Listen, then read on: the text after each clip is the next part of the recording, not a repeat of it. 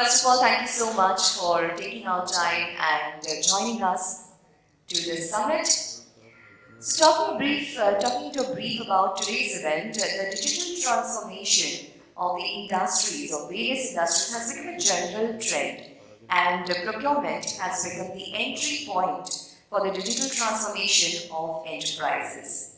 The further development of emerging technologies like artificial intelligence, ML, predictive analysis, cloud computing, big data, and the RPA also empower digital procurement to upgrade further.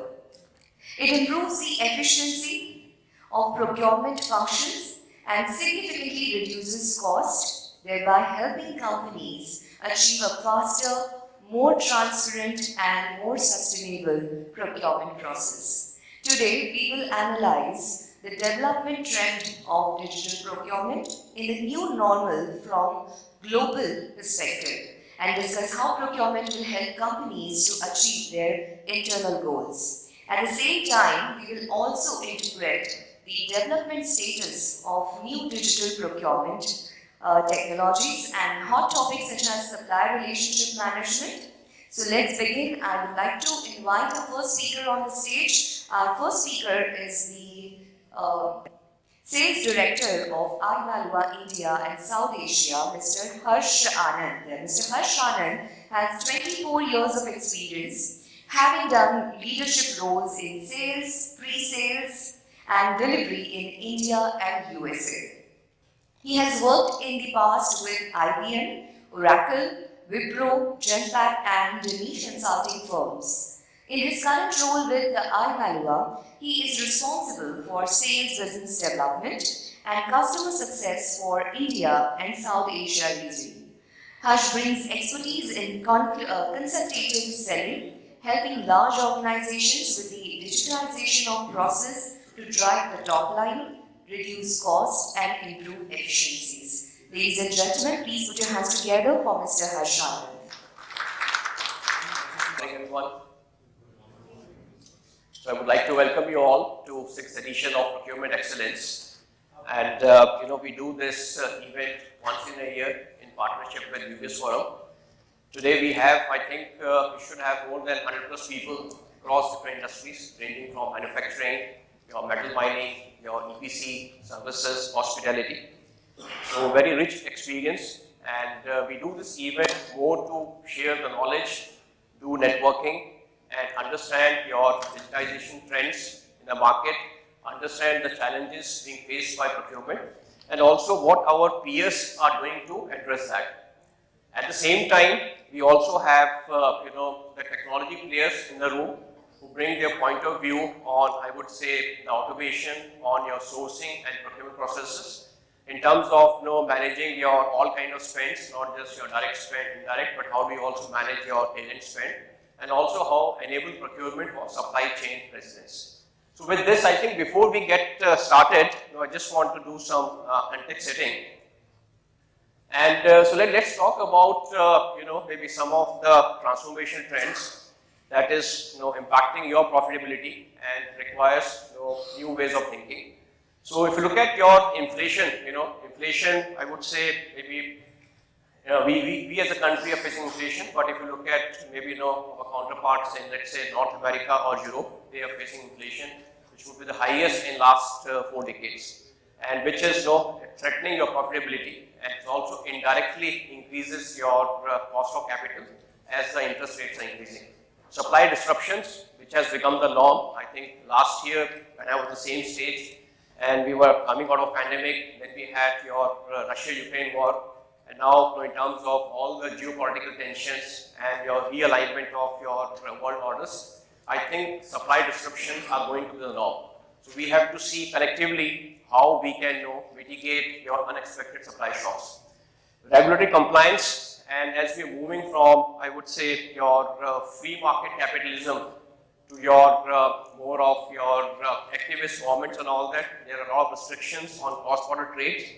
So a lot of regulations are increasing, and if you don't comply, there is a big threat on penalties and all that.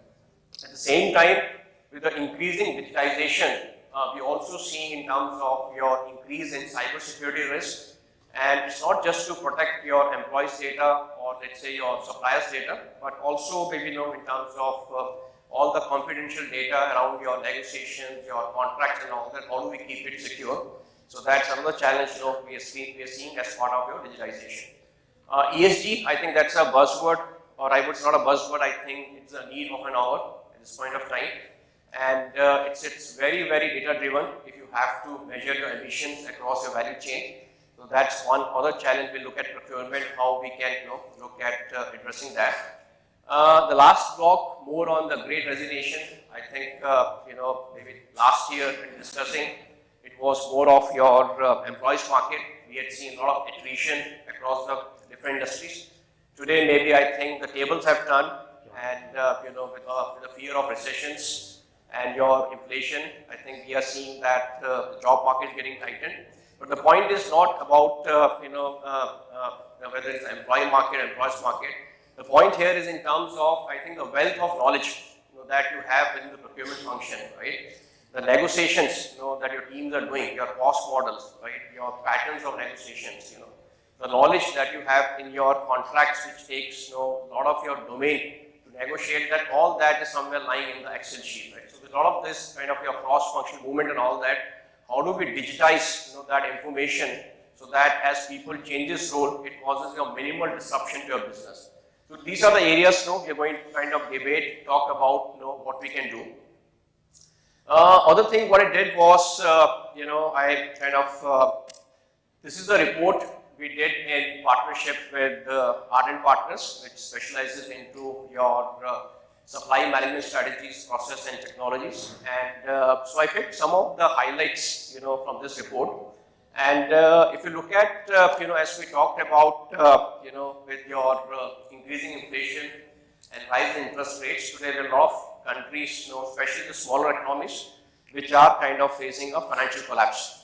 And at the same time, the deglobalization, as we talked about, because of maybe the protectionist policies which are being kind of taken by the government. So there is a realignment of supply chain, as well as maybe people are discussing or they are finding a right balance, I would say, of offshoring versus onshoring. And other important thing is respect to savings, which always is a very top priority for the procurement.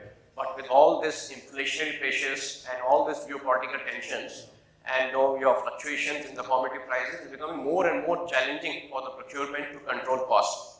And then that's where the need of an hour is to maybe kind of look at your go back to your basics. Look at your the should be cost model. Try to understand your embedded cost and find your saving opportunities.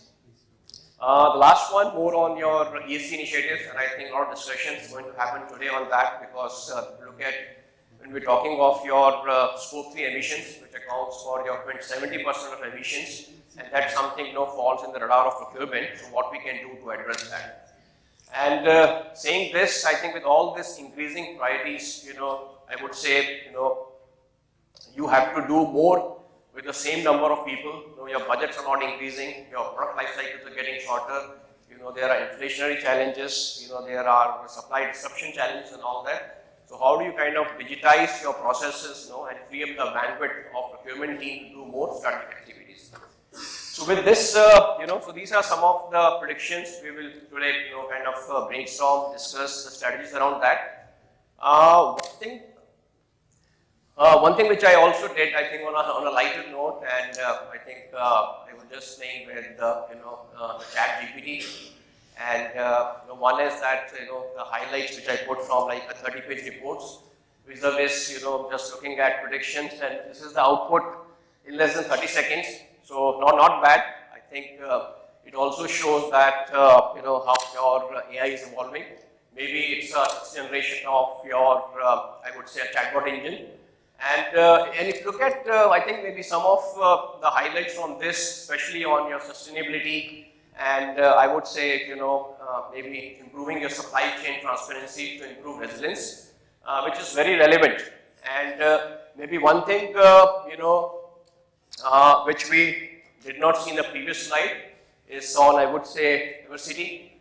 and diversity maybe not just on the supplier side, but also within your procurement and supply chain functions.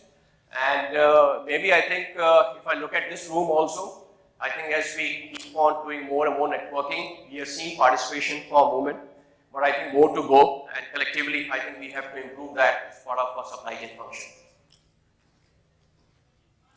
So with this, I think, so what we do is that, definitely there's a lot of talk on savings and efficiencies, which we are going to hear about today, but which is, if you look at, maybe, it's just more of a tip of the iceberg. But I think, I'm looking forward to a lot of discussions, in terms of maybe how procurement is working with different cross-functions to improve your top line. Looking at your ways and strategies to improve your working capital, especially in the environment where interest rates are increasing. How do you measure your sustainability initiatives, across your supply chain and work with your suppliers to reduce your carbon emissions? And then in terms of overall supply resilience, taking into account all the disruptions and the risks your supply base is facing because of, let's say, your macro political risk, or because of, let's say, your financial risk, or because of your regulatory risk. So with this, so we have to kind of maybe what we need to do, maybe in the uncertain world, I would say, because every day there's a new surprise. And if you look at maybe I think a week back, you people would have read about the collapse of your Silicon Valley Bank. Now maybe 2 days back there was one more bank, Republic Bank. Yesterday, as of yesterday, I think the reports are not good on Credit Suisse. So I think every day is a new day, and we are living in an uncertain world. So one is, the most important thing is, as we understand, disruption is the norm. So I think we have to be ready to work from anywhere. And today many organizations have adopted your, I would say, your hybrid structure. And so you need to have to put your tools and processes in place so that your daily jobs you can do more efficiently, effectively, irrespective of your workplace, with complete visibility to all the data with respect to the processes that you're handling. In terms of making informed decisions, not just, I would say, on the overall operational information that you have within the 4 boundaries of your organization, but also understanding the risks by looking at the data in the external world on your suppliers' financial parameters, their initiatives they're taking on the climate changes, how they're complying to your local regulations, and also going to your sub-tier level for your strategic categories. Right? So if you look at maybe in the pandemic also, a lot of supply chain disruption happened because a lot of supply base, especially your tier 2 and tier 3, was in Wuhan, and that was your epicenter of your pandemic. So how we can leverage the information within the 4 boundaries of organization as well as information in the external world to enrich your overall supply profile. Other important thing is, so we talked about, procurement agenda on savings and efficiency. That's a core KPI. But at the same time, alignment to your C-level agenda with respect to how procurement can add value to work on your ESG initiatives, or let's say your new product opportunities, helping increase your revenue. And the last one is in terms of maybe how do you kind of improve the efficiency of procurement function to manage all spend categories. I think most of you here are now sitting from manufacturing industries, and depending upon the type of industry, your spend can range from, let's say, 50 to 80% of revenue. So maybe how do we kind of digitize your processes, not just for your indirect spend, but for your direct categories, for your capex spend, for your sourcing and contracting of your packages, and also seamlessly integrating with your existing ERP systems to empower your category buyers and category managers to do their jobs more effectively. So I think with this, what we'll do is, let's kickstart the discussions. And I'm kind of looking forward to good interactions and hearing from experts on the digitization in their respective organizations, the lessons learned, maybe what are the strategies they have implemented for change management to drive adoption and the business benefits. Thank you.